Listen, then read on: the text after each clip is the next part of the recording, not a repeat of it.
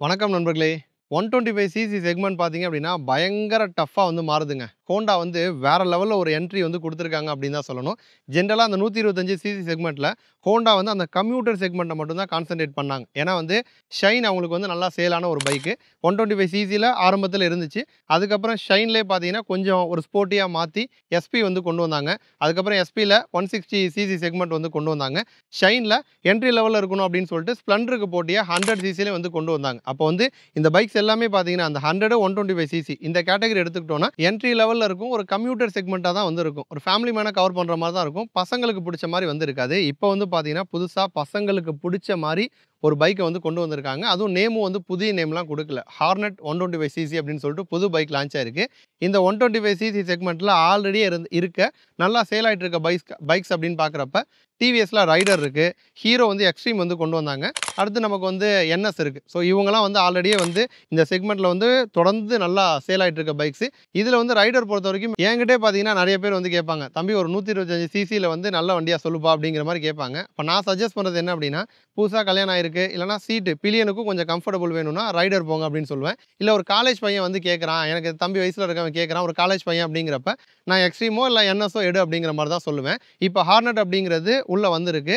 இப்ப இந்த ஹார்னட்டோட டிசைன் வந்து பயங்கர அல்டிமேட்டா வந்து குடுத்துருக்காங்க. ஏன்னா வந்து ஃபியூவல் டேங்க் எக்ஸ்டென்ஷன் வந்து நல்லா ஷார்ப்பா குடுத்துருக்காங்க. ஹெட்லைட்டு நல்லா ஆங்குலரா குடுத்துருக்காங்க. ஹெட்லைட்ட நமக்கு வந்து ஸ்ப்ளிட் டைப்ல வந்து குடுக்குறாங்க. 2 பார்ட்டிஷனா பிரிச்சு தான் ஹெட்லைட் வந்து வருது.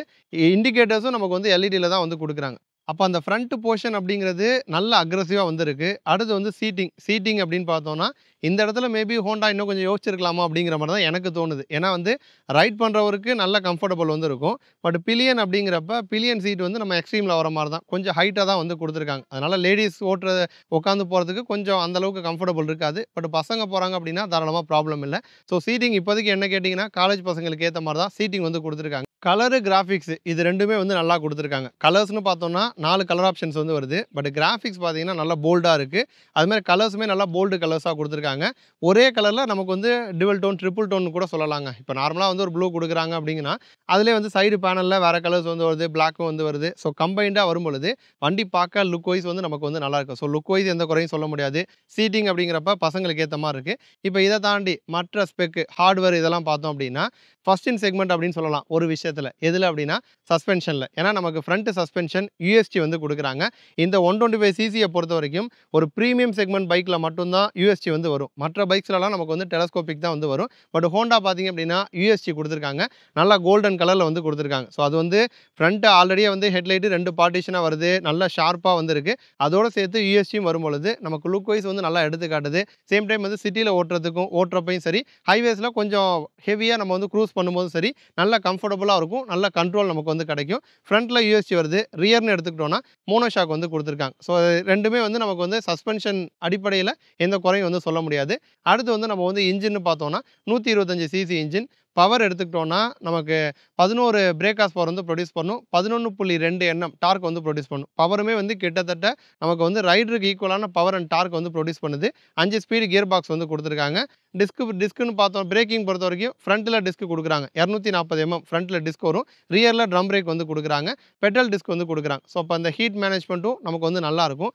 டயர்ஸ்ன்னு எடுத்துக்கிட்டோம்னா, ஃப்ரண்ட்ல வந்து 180 வந்து குடுக்குறாங்க. பட் ரியர்ல வந்து 110/80 குடுக்குறாங்க. அதனால ரியர் வந்து கொஞ்சம் பிராடாவே நமக்கு வந்து குடுத்துருக்காங்க. அப்போ வந்து இந்த 125 சிசில எடுத்துக்கிட்டோம்னா, கொஞ்சம் நல்ல ஸ்பெக்கோட, நல்ல ஃபீச்சர்ஸோட பார்த்தீங்கன்னா, ஹோண்டா இந்த பைக் வந்து விற்பனைக்கு வந்து கொண்டு வந்திருக்காங்க. இப்போதைக்கு எடுத்துக்கிட்டோம் அப்படின்னா, டிசைன் வைஸ் வந்து எந்த குறையும் இல்லங்க. சீட்டிங் வைஸ் பசங்களுக்கு ஏத்த மாரி குடுத்துருக்காங்க. பவர் அண்ட் பெர்ஃபார்மன்ஸும் பசங்களுக்கு ஏத்த மாரி இருக்கு. இன்னும் பிரைஸ ஹோண்டா வந்து அனௌன்ஸ் பண்ணல. நமக்கு எக்ஸ்பெக்டட் பிரைஸ் வந்து 1,00,000லேருந்து 1,10,000 அந்த ரேஞ்சில இருக்கலாம் அப்படின்னு தான் எக்ஸ்பெக்ட் பண்ணப்படுது. ஆகஸ்ட் 1ஆம் தேதியிலேருந்து நமக்கு புக்கிங்ஸ் வந்து ஓப்பன் ஆகுது. அதேமாரி ஆகஸ்ட்ல பிரைஸ் என்ன அப்படிங்கிறத அனௌன்ஸ் பண்ணுவாங்க. பிரைஸ் மட்டும் நமக்கு வந்து எக்ஸ்ட்ரீம் ரைடர் இதுக்கு காம்பீட் பண்ற மாரி ஒரு பிரைஸ கோட் பண்ணாங்க அப்படிங்கிற பட்சத்தில, இந்த பைக் வந்து நல்லா ஹிட் அடிக்க வாய்ப்பு ரொம்ப அதிகமா இருக்கு. அதேமாரி ரைடர வந்து இது வந்து டச் பண்ணாது அப்படின்னு தான் எனக்கு தோணுது. ஏன்னா வந்து அந்த சீட்டிங் ப்ரொஃபைல் வந்து ஃப்ளாட்டா வேணுங்கிறவங்க தாராளமா ரைடர் மட்டும் தான் வந்து போவாங்க. பட் இது யார டைரக்ட்டா டார்கெட் பண்ணும் அப்படின்னா, ஹீரோ எக்ஸ்ட்ரீம தான் வந்து டார்கெட் பண்ணும். ஏண்டா டேய் எனக்குன்னே வருவீங்களாடா? ஏன்ட்ட சரசம் பண்றக்கே ஓட்டாப்பே உங்களை பெற்று விடுறாங்களா? ஏன்டா அப்படி பட்டறதுலயே வந்து பஞ்சு பண்றீங்க? ஏன்னா டிசைன் அடிப்படையில் இருக்கட்டும், சீட்டிங் இருக்கட்டும், எல்லாமே எக்ஸ்ட்ரீமுக்கு நேரடி காம்படிட்டிவ் பண்ணுற மாதிரி தான் ஹோண்டா வந்து கொடுத்துருக்காங்க. அதே மாதிரி ஹோண்டா வந்து இந்த 125 சிசி மட்டும் இல்லாமல் 100 சிசியில் ஷைனில் டிஎக்ஸ் அப்படின்னு சொல்லிட்டு ஒரு புது பைக் வந்து லான்ச் பண்ணியிருக்காங்க. காஸ்மெட்டிக்காக நிறைய விஷயங்களை மாற்றி அதை வந்து லான்ச் பண்ணியிருக்காங்க. அந்த ஷைன் 100 டிஎக்ஸ் பற்றி இன்னொரு வீடியோவில் டீட்டெயிலாக வந்து சொல்லியிருப்பேன். அதை பற்றி தெரிஞ்சுக்கணும் அப்படின்னா அந்த வீடியோக்கான லிங்க் டிஸ்கிரிப்ஷனில் கொடுக்குறேன். அவசியம் போயிட்டு பாருங்கள். இதே மாதிரி இன்னொரு இன்ஃபர்மேட்டிவான வீடியோவில் திரும்ப வந்து உங்களை வந்து சந்திக்கிறோம். நன்றி.